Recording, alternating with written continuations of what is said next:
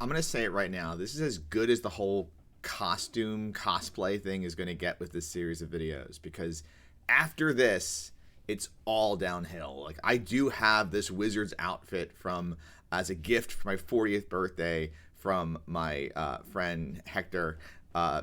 Unfortunately, like, I don't have a priest costume or a thief costume or anything else for that matter. I'm going to come up with something, but it's going to work for today. Hi, my name is James. Welcome, fellow Shadow Darklings, to Living for Crits, and this is the second of a 4 or more part video essay series covering the classes of Shadowdark.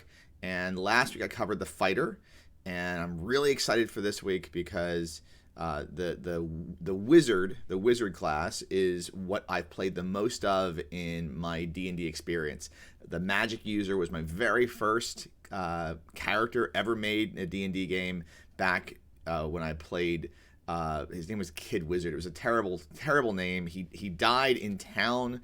His only spell was ventriloquism. It was my very first character I ever played in a D&D game, and later on, I would play a gnome mage for quite some time in second edition, like over 5 years. And I even went on to play, the few times I played third edition as a player, I ran a lot of it, but I played only a bit. I played as a gnome illusionist, so I love wizards. This series, So You Want to Be a Blank, So You Want to Be a Wizard, right, is definitely focused for folks who are new to tabletop RPGs and who are especially new to Shadowdark. But I hope that some of what I'm going to say has some value for you veteran players. And and as always, if something that if I miss something, or you disagree with something, or you have a build or design philosophy for wizards you can think of, drop it in the comments below and let's talk about it.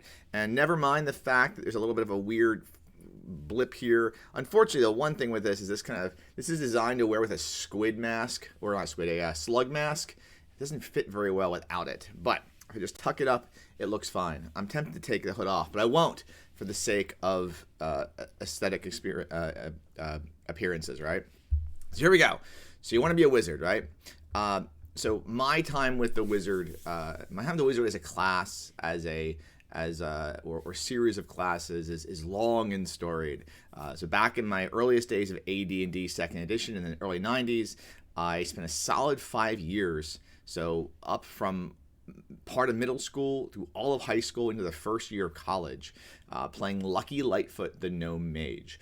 My DM at the time, Chuck, he didn't understand why gnomes couldn't be mages, but they could be illusionists. He wasn't really on board with that, so he ruled that I could just be a gnome mage. In hindsight, in second edition especially, I probably should have been the specialist just to have access to more spells. But given that, he was more of an evoker in that he cast a lot of like damaging, area effect spells, that wouldn't have worked with a gnome illusionist.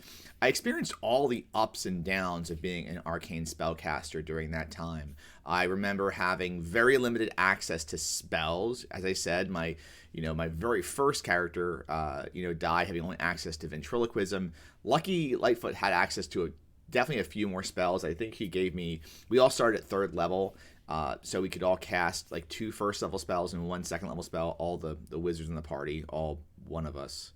But later on, a few more joined. So I had a few more spells than my first character did.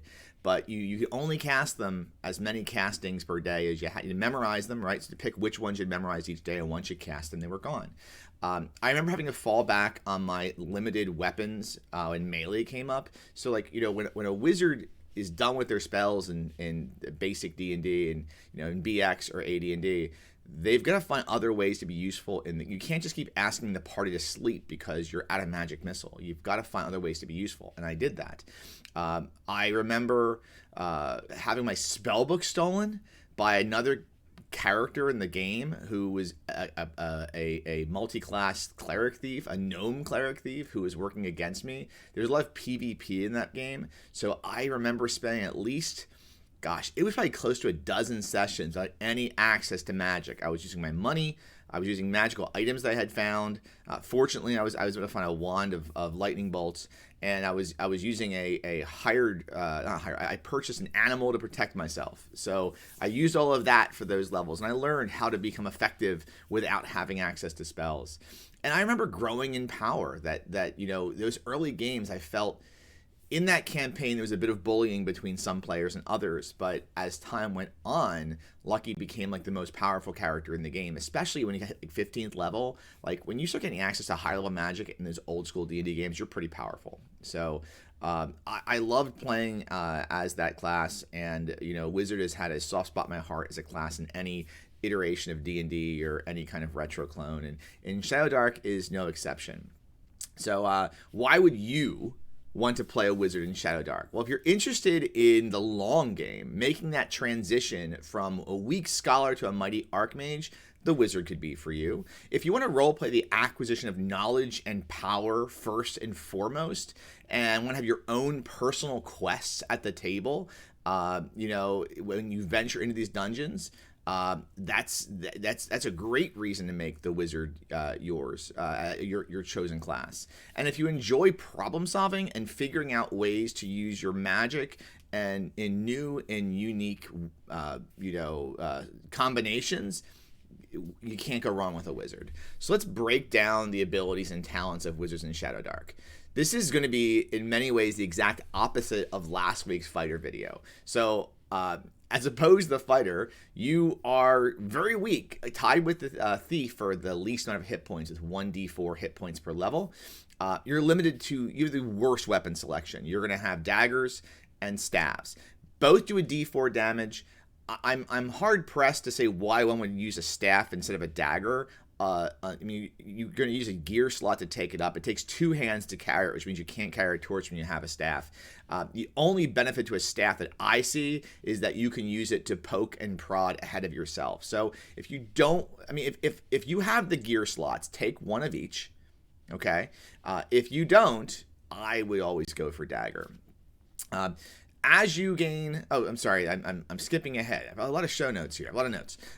Anyway, you're a linguist. On top of knowing 2 common languages, you know 2 of the rare languages. So Celestial, Diabolic, Draconic, and Primordial. I feel like Shadowdark GMs really should be using those rare languages. And I remember in 2nd edition, you would say that you could read or speak ancient language was a proficiency. And I think that GMs need to make sure that they're putting that weird script found in dungeons in one of those 4 languages so that it gives the wizard a reason to know them. If you're never going to have some cool tome written in Diabolic, if you're never going to have the Necronomicon, there's no point in the wizard having that ability. That is one of their benefits. So please, GMs of Shadowdark, make sure you write the Necronomicon in Diabolic or Primordial.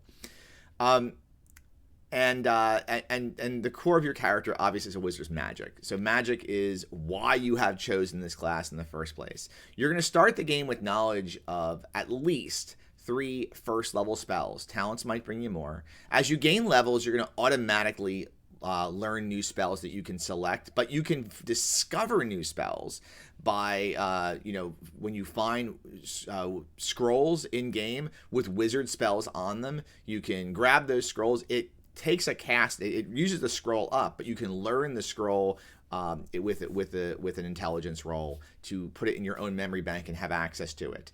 And finally, with magic, you can use wands to cast spells that are imbued in said wand. So, and that works very much like casting any other spell. So, having a wand, even if a spell is a great way to have a backup of that spell. It's probably important to very briefly cover how magic works in Shadowdark, because I've gone back to AD&D, I've referenced 2nd and 3rd in BX, and magic in Shadowdark works a bit differently than those. I would say it has some similarities to Dungeon Crawl Classics, the fantasy game I've played the most in recent years, but it's still a bit different. So unlike D&D, there's potentially no limit to how many spells you can cast per day, nor is there any limit at how many potential dangers you face casting those spells. as the author of Shadowdark, Kelsey Dion, has said, magic in Shadowdark is dangerous. So to cast a spell, you're going to roll 1d20 plus your intelligence modifier, plus any bonuses from talents or ancestral abilities. You have to hit a target of 10 plus the spell's level. So 11 for a first level spell, 13 for a third level spell, etc.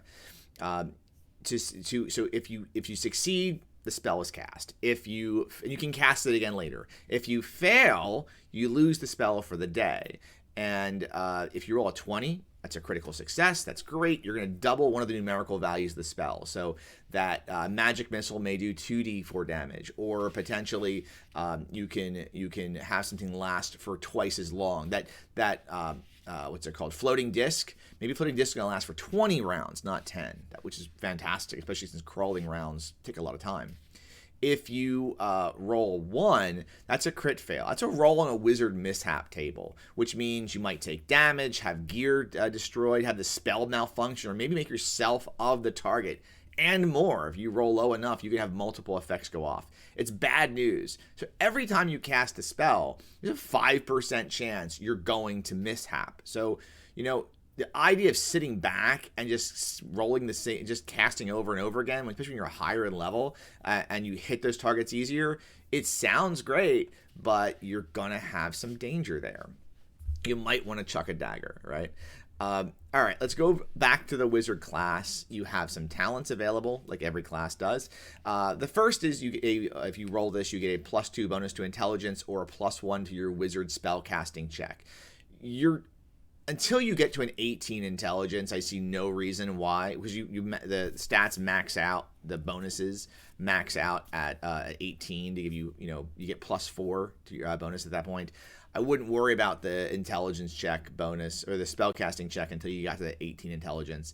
But I know that there might be some things that cause intelligence damage. You want to build up your intelligence just in case. That's up to you. Oh, my staff keeps falling down. Sorry. We'll put that back to here to, again, it's a big staff. So it's a forged foam staff, by the way. So it's supposed to be good for like whacking people and you can, not injure them. But for us, it's just a display item here in the Dungeon Tavern. Anyway, next talent, you can get advantage on casting one spell Be really sure you want to have advantage on that spell. You're going to have that ability for a long time. You can learn an additional wizard spell of any tier that you. That's a great one. So, if you get that later on, you can really have access. Having access to multiple spells is really when your character's going to grow in power and ability. Finally, if you roll double ones, you get the ability to make one random magic item. This is potentially the greatest thing that you're going to get on the talent table of any class. Or potentially the worst and most worthless thing you're going to get. And I'm going to show you in a second. I did this twice. So you're going to roll to create a magical item from scratch. I rolled 2 magic items from scratch. No cheating. All right. To see what they got. So even the names might not make sense much.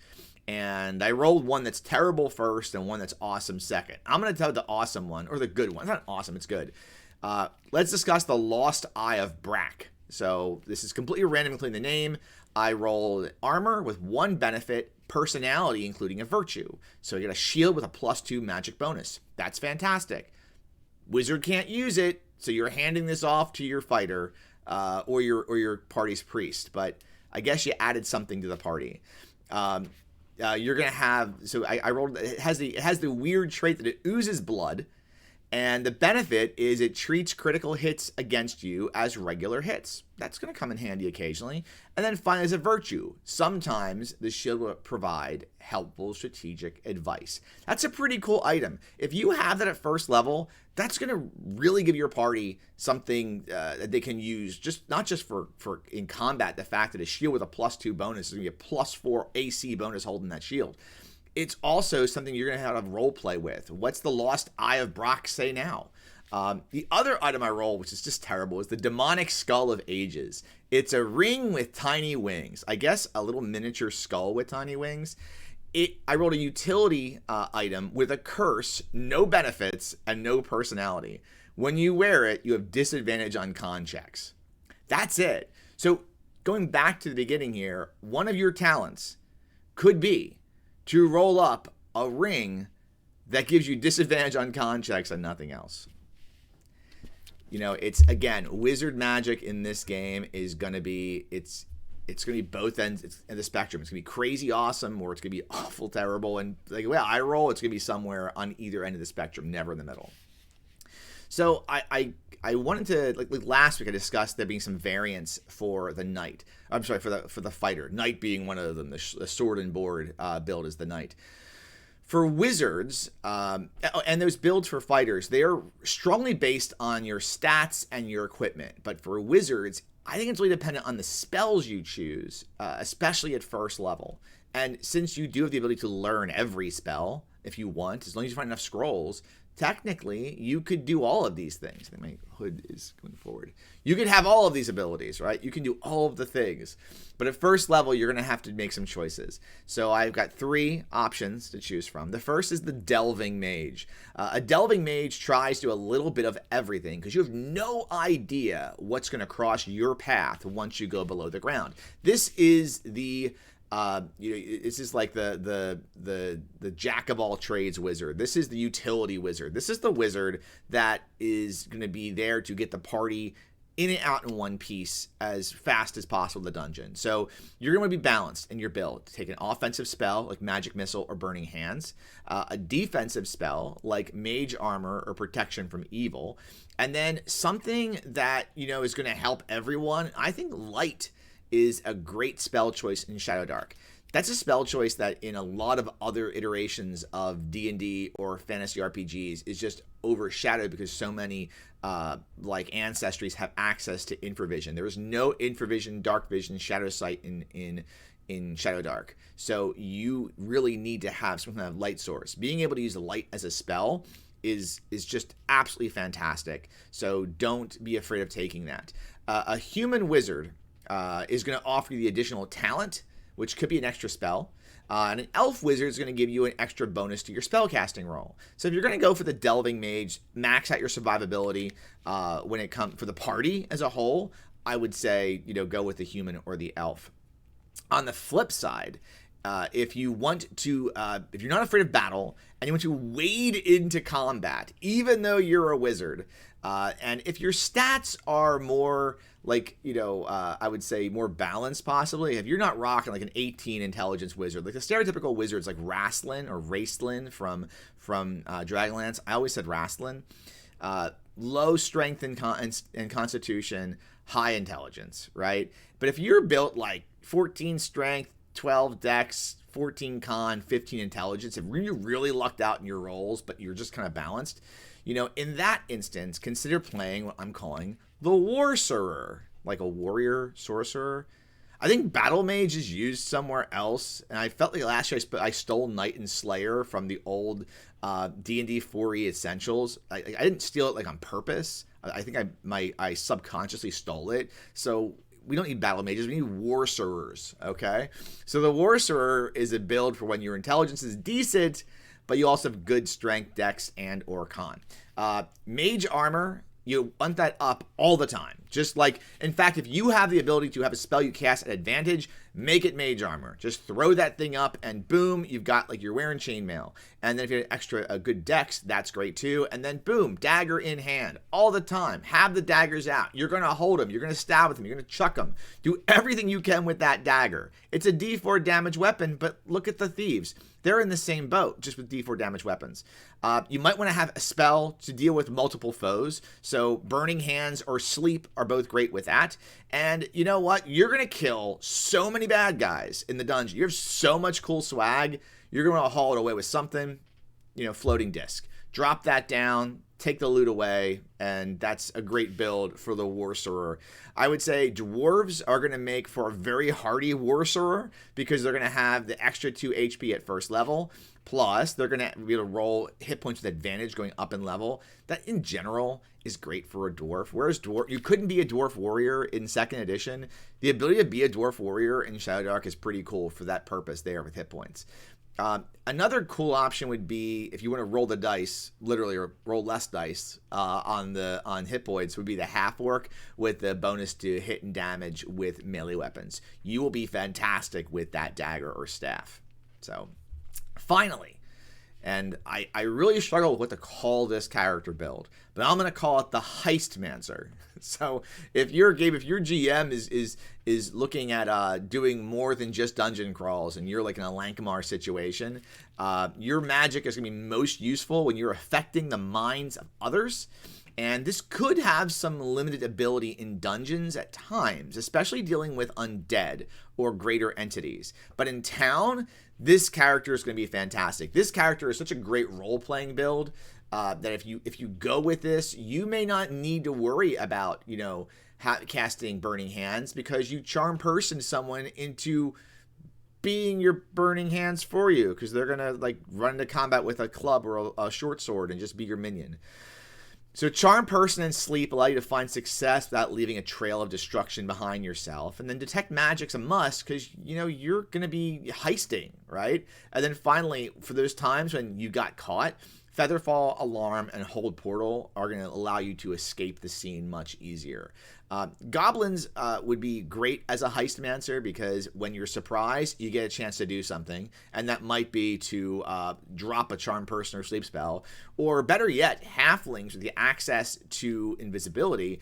I really do feel like halflings are going to let any one of these builds, so whether it's the fighter, the wizard, or the priest, be multi-classed as a halfling, fighter thief, priest thief, or thief mage, just because you've got the invisibility spell. Boom, you've got it, you slip out of there.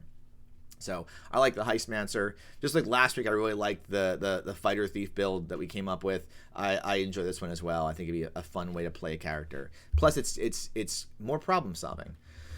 All right, so spending money.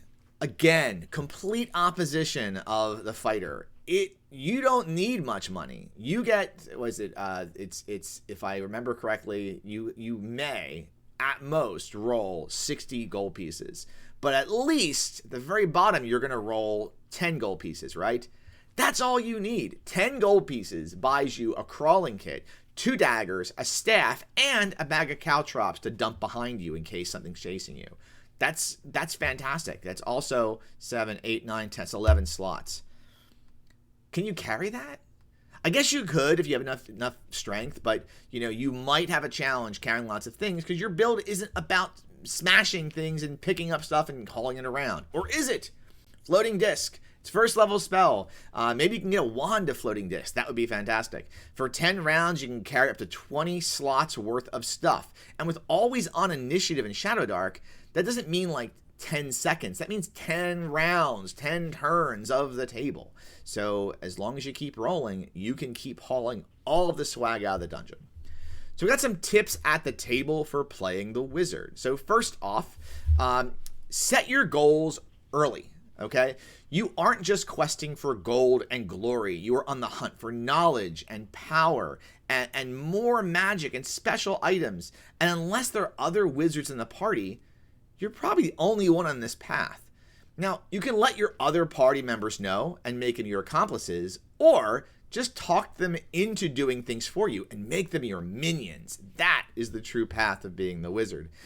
Because you are the center of the party. You are, your spells bring utility. You're vital to dungeon crawling because of what you can cast. You bring flexibility to every challenge. So you literally have to be at the center of the party, because you can fall like a house of cards under physical pressure. So make sure there's people around you as well to protect you at all times, and that you're surrounded by your fellow minions or adventurers, your fellow adventuring minions. Hoard all of the items that you can use.